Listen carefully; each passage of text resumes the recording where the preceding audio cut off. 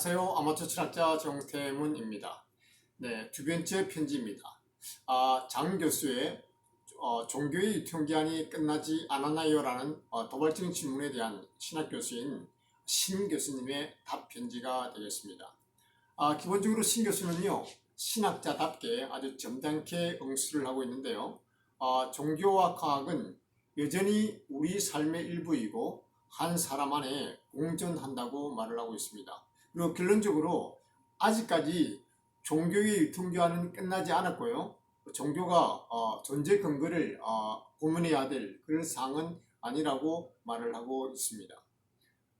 종교전쟁이라는 책은요, 종교와 과학 간의 대화를 시도한 책이라고 말할 수 있잖아요. 그래서 오늘은요, 종교와 과학이 물론 여기서 종교는 기독교가 되겠죠. 종교와 과학이 우리 역사 속에서 어떤 관계를 유지하면서 발전해 왔는지 그것을 한번 살펴보는 것도 좋다고 생각을 해서 한번 따라가 보도록 하겠습니다. Happy Holiday, Happy New Year's. 구독, 좋아요. 기독교는 4세기경 로마 제국의 국교가 되면서 서구 문명에 이제 본격적으로 들어왔죠. 그래서 현재까지 사회 제도라 그럴까요? 전반에 영향을 미치고 있고요. 또 서구 문명의 어떤 그 모태이자 심장의 역할을 했다고 이렇게 말할 수가 있겠습니다. 그리고 보통 우리가 암흑 시대로 얘기하는 중세를 거쳤어요. 르네상스가 될 때까지 사실 종교와 과학은 뭐 동거를 했다고 볼 수 있겠죠. 네, 동거를 했고 하나라고 이렇게 말할 수가 있겠습니다. 그래서 서구 문명의 거점이라 그럴까요? 그것은 뭐냐면 바로 대학과 수도원이었죠. 그래서 모든 지식은 성직자들이 독점을 했고 그 지식의 중심에 성직자들이 있었죠. 그리고 이제 13세기가 되면요, 이제 뭐 십자군 전쟁 이런 등등의 이유를 해서 이슬람의 세계가 이제 유럽으로 들어오게 되죠. 근데 뭐가 들어왔냐면 고대 그리스의 철학과 과학이 중세 유럽으로 이렇게 들어오게 되죠. 이것을 처음 접한 사람들도 바로 성직자들이었습니다. 그래서 당시의 성직자들은 신에 대한 탐구, 자연에 대한 탐구, 이것이 별개로 분리된 것이 아니고 바로 하나라고 생각했고, 신에 대한 탐구가 자연에 대한 탐구고, 자연에 대한 탐구가 신에 대한 탐구라고 이렇게 생각을 했죠. 분리되지 않은 상태에 있다는 거죠. 그리고 이제 14세기, 15세기 이제 르네상스 시대가 되면요, 대부분의 자연 철학자, 현대말로 얘기하면 과학자 정도 되겠죠. 이런 사람들 또한 교회에 속한 사람들이었습니다. 그래서 아직까지 종교와 과학이 이렇게 분화되기 전의 모습이라고 말을 할 수가 있겠습니다. 이제 16세기 되면 우리가 잘 아는 종교개혁의 시대가 시작됐는데요. 16, 17세기 이 종교개혁의 시대에는 뭐 거의 비슷하다 볼 수 있겠습니다. 그러니까 종교개혁 시대는 뭐 종교개혁이 과학의 반동이나 아니면 과학의 반격에 의해서 시작된 그런 개혁이 아니잖아요. 종교개혁은 종교 자체에서 개혁 운동이라고 볼 수 있죠. 그래서 보통 우리가 신학에서 얘기할 때 이 종교개혁을 얘기할 때 이런 얘기를 합니다. 더러워진 아이를 씻는 비유를 이렇게 말을 표현하는데요. 어떤 얘기냐면 더러워진 아이가 있잖아요. 그러면 아이를 깨끗이 씻긴 다음에 더러운 물은 버리고 그 다음에 그 아이는 우리가 당연히 뭐 이렇게 우리 아이니까 킵을 하게 되는 거죠. 지키게 되는 거죠. 그런데 어떤 사람들은 그 더러워진 아이를 버리고 더러워진 물과 함께 그 아이를 함께 버린다는 거죠. 그러니까 그 신앙을 포기하는 사람들을 얘기하는 거죠. 그래서 기본적으로 이 종교개혁은 더러워진, 그러니까 뭐 면접을 하든지 쓸데없는 중세의 이상한 이상한 것에 의해서 더러워진 그런 종교를 갖다가 깨끗이 씻겨서 종교의 본질로 돌아가자는 그런 의미의 개혁이 된다는 것이죠. 그래서 이것이 종교개혁은 과학과 무관한, 과학과 별로 상관이 없는 종교 자체의 개혁이라고 말씀드릴 수가 있겠습니다. 이제 17세기가 되면요, 우리가 잘 아는 뉴턴이라는 과학자가 있잖아요. 과학자의 대명사 중에 한 사람이 되겠죠. 뉴턴은 종교의 열정이 아주 대단한 사람이었습니다. 그래서 전생에 걸쳐서 신에 대한 탐구를 했고요. 뉴턴은 자신의 과학적인 그런 발전들 있잖아요. 발견들, 그것이 결국 뭐 신학의 산물이라고도 생각을 했습니다. 그래서 뉴턴에게조차도 과학과 신학이 분화되지 않는 별개가 아닌 하나였다는 그런 하나로 이렇게 생각되었다는 거죠. 그리고 당시에 모든 지식인들은 신학 교육을 나름대로 받았습니다. 물론 사제가 되지는 않았지만 뉴턴은 사제 안수를 받지 않고 교수가 된 첫 번째 케이스, 첫 번째 사람이 또한 된다고 합니다. 이제 18세기에 계몽주의 시대로 들어오잖아요. 그러면 분위기가 약간 이렇게 달라지기 시작합니다. 이제 분화의 싹시 좀 보이기 시작하죠. 그렇지만 뭐 이게 격한 전쟁 상태로 이렇게 돌입하는 것은 아니고요. 19세기 후반이 되면 이제 사이언스라는 용어가 본격적으로 나타나기 시작했고요. 그 분야에 종사하는 사람들 갖다가 우리가 사이언티스트 이렇게 부르게 되었습니다. 그래서 이제는 종교와 과학이 각자의 영역으로 이렇게 나뉘어지게 되는 거죠. 그래서 자연은 자연과학자에게 속하게 되는 것이고요. 역사, 사회, 윤리, 도덕 이런 것은 여전히 종교의 영역에 속한다고 이렇게 생각을 했습니다. 그리고 이제 19세기가 되면은 이제 서구 지식인들 속에서는요, 이제 종교가 과연 더 이상 존재할 수 있는가, 필요 있는가, 그런 의구심이 이제 나타나기 시작합니다. 그래서, 왜냐하면요, 이제 과학이 그 자신의 어떤 그 영역을 점점 넓히기 시작하는 거죠. 그러니까 과학의 영역이 이제는 인간 사회 영역까지 넓혀져서 거기에서 자기의 과학의 주권을 주장하기 시작하기 때문에 이런 게 이제 생각들을 하게 되는 거죠. 그래서 이제 그렇지만 결론은 뭐 완전히 전쟁 상태로 들어간 것이 아니고요. 타협점, 그러니까 뭐 미봉책으로 이렇게 마치게 되는 거죠. 예를 들어서요. 우리가 잘 아는 우리 철학자들이죠. 헤겔이나 칸트 이런 사람들이 도덕과 윤리, 역사 이런 것은 종교의 영역으로 아직까지 종교의 영역이라고 이렇게 선언해버리는 거죠.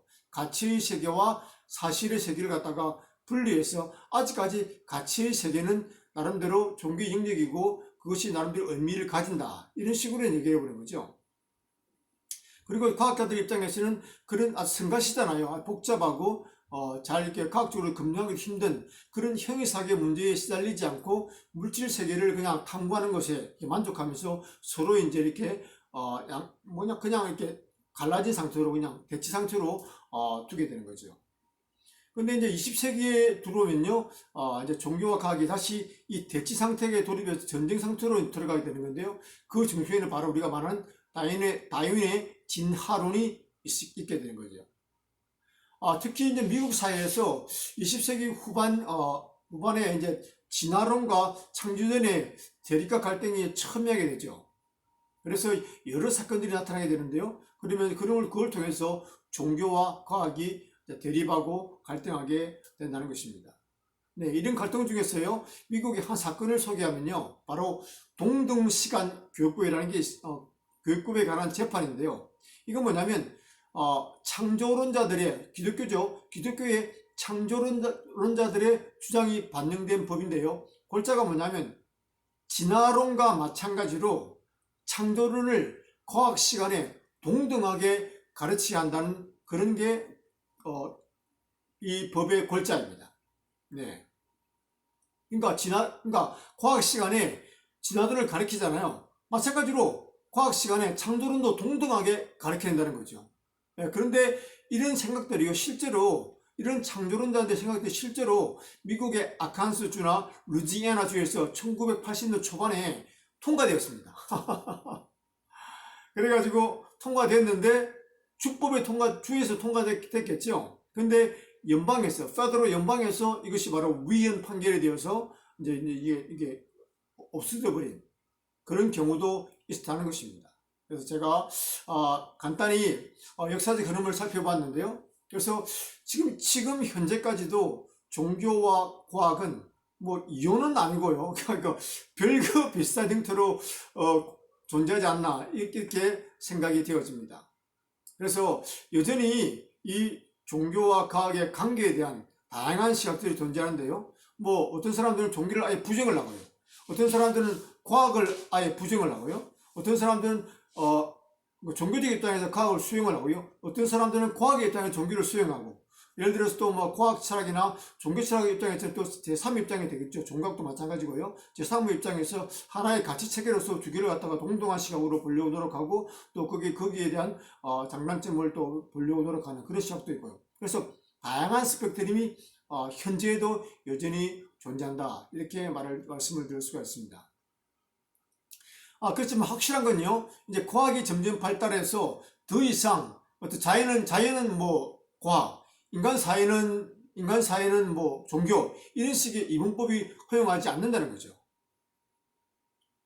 왜냐하면 인간의 문화랄까, 인간의 정신 능력, 모든 것도 이제 과학의 세계로 들어왔고 두게 되었다는 것입니다. 그러므로서 점점 더 이제 영역 싸움이 치열하게 일어나는 거죠.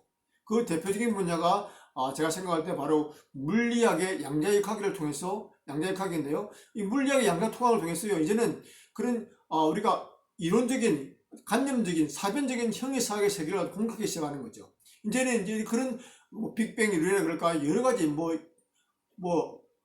그 시간 공간의 개념도 마찬가지고요. 모든 이런 것들이 이제 과학적으로 검증되고, 그것이 양자역학을 통해서 하나의 사실로서 이제 과학적으로 검증되기 시작하는 거죠. 그러니까 이제 형이사학들은 무너지고 무용지물이 되게 된다는 것이죠.